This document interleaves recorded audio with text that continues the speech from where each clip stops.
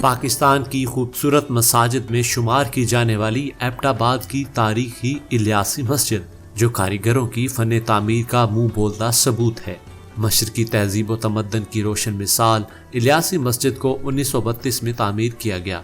اس مسجد کے محرابوں اور دیواروں پر آیات کریمہ کو خوبصورتی سے نقش بھی کیا گیا ہے۔ الیاسی مسجد کے پہلو میں قدرتی چشمہ بھی بہتا تھا، جو کچھ عرصہ پہلے خشک ہو گیا۔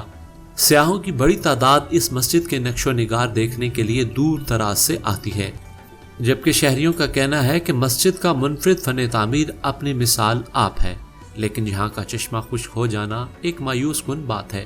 الیاسی مسجد تاریخی مذہبی مقام ہونے کے ساتھ ساتھ سیاحتی مقام کا درجہ بھی رکھتی ہے۔ حکومت اس مسجد کی خوبصورتی کو محفوظ بناتے ہوئے سیاحوں کے لیے مناسب سہولیات فراہم کرے تو اس مقام کو مزید پذیرائی مل سکتی ہے۔